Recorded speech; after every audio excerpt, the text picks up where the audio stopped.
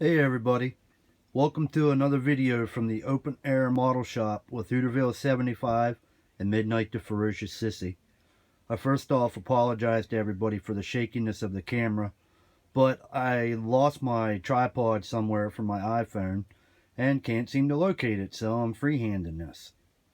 So here is the final reveal of my USS Alabama BB-60 for the Team Spirit group build hosted by Papa Dan. This was a lot of fun, pretty much a lot of fun. It got nagging to the point at times where it wasn't any fun, but we made it through, kept pushing on, and got it finished. Now, before I go any further with this video, I would like to give a special shout out and thank you to Fernando Duarte, who was gracious enough to send this kit to me a couple years ago when he got out of the hospital from having some surgery.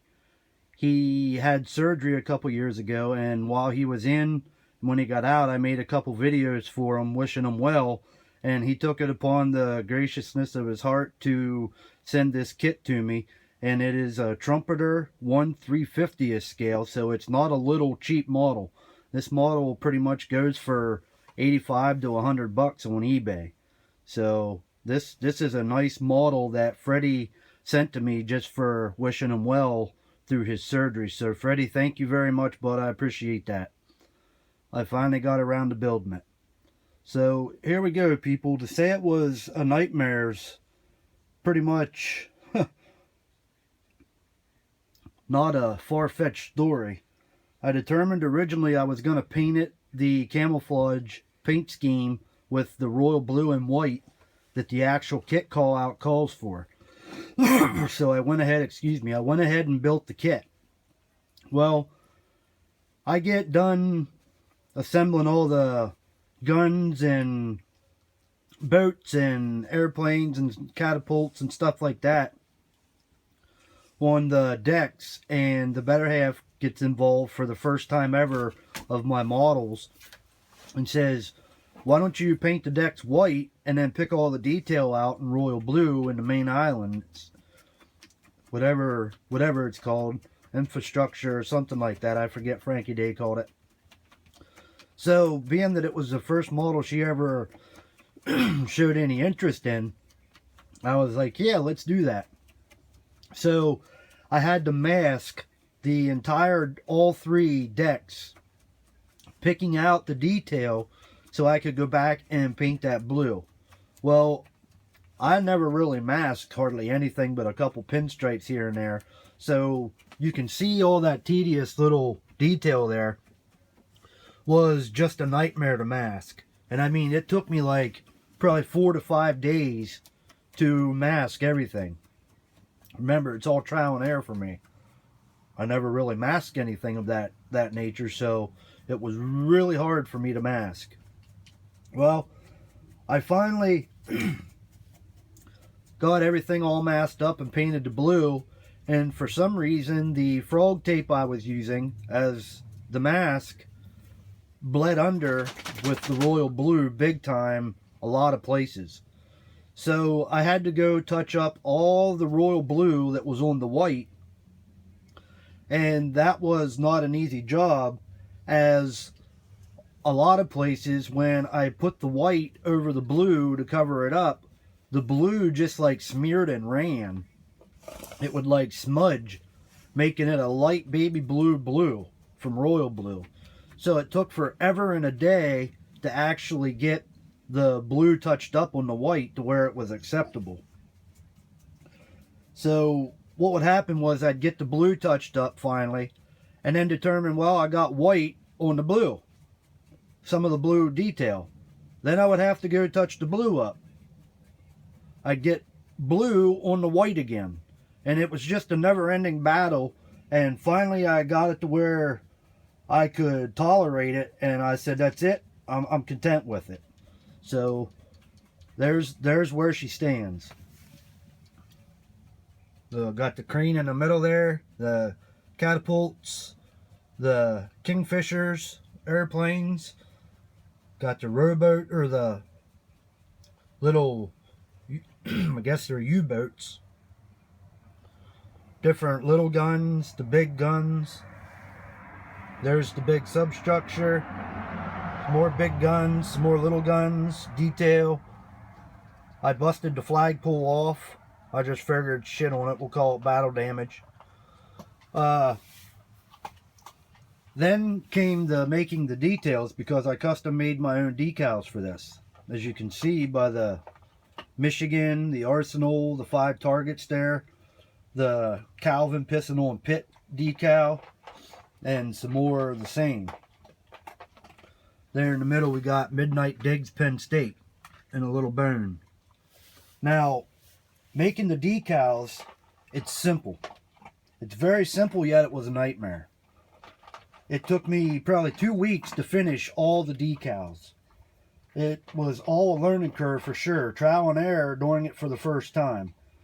When I do my decals for my Secret Santa build, which is the Kimi Räikkönen Ferrari Scuderia F1 car. Well, it's the actual Michael Schumacher car, but that's why I'm making my own custom decals, so I can make it Kimi Räikkönen car, who actually drives for Ferrari Scuderia now.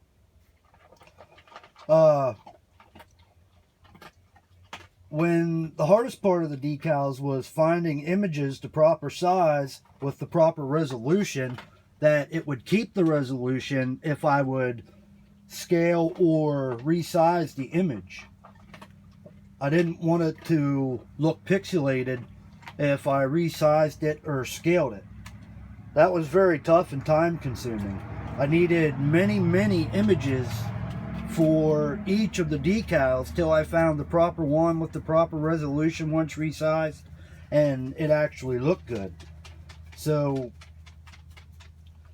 till I would find it, test it, crop it, resize it, scale it, I'd make mistakes, I'd get frustrated, look like shit. So I'd just say start all over again and get to the point where I'd say the hell with it, move on to another one and come back to that one. Well, that got very time consuming, and some decals took hours to get finished properly. I had one decal, it probably took me 59 images to actually get an image that worked for it. So after I printed and sealed with decal bonder, I left dry coming out of the printer. I left the ink dry for several hours, and then I sealed it with the decal bonder. I left it dry overnight and then applied the decals in the morning. I used a decal paper that was called Blingasm. I got 20 sheets for 10 bucks. I don't know what went wrong. Every decal, the ink would either chip, smudge, smear, or run.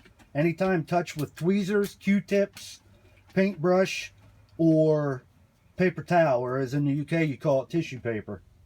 Using warm water, the edges of the decal would immediately curl.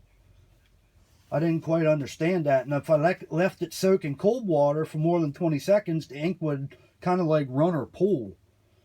So the worst parts, when I did get a decal to work proper, when the decal hit the plastic, when it hit the model, I had absolutely zero time to position or maneuver it. So it was just horrible. As you can see by the decals, I got Tottenham Hotspurs. For Chelsea, I got Tottenham Hotspurs, Arsenal, a 5-target bullseye for the other ships to shoot at, or whatever to shoot at, with Arsenal in the middle, Tottenham Hotspur, Queen Park Rangers, Man United, and Man City. Then we got Calvin Pistol and Pitt, because I despise everything about Pitt. We got another 5-target with Pitt, Michigan, Maryland, Ohio State Bucknuts, and Rutgers. There's an Ohio State in the crosshairs decal with a bucknut on it, and Michigan in the circle saying no Michigan fans allowed, and then the Penn State. Now, as you can see on this side, I have the decals just taped on, because on the other side it was a nightmare, and I wanted you to see what the decals were supposed to look like.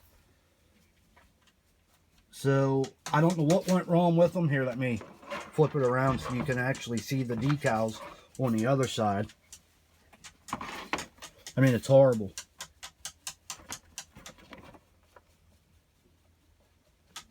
See how the edges curled on that one?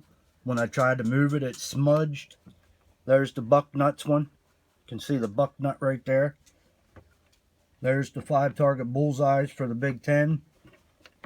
There's the 5 target bullseyes for the Arsenal rivals. And then there's Arsenal in the crosshairs, and no Tottenham Hotspur fans allowed.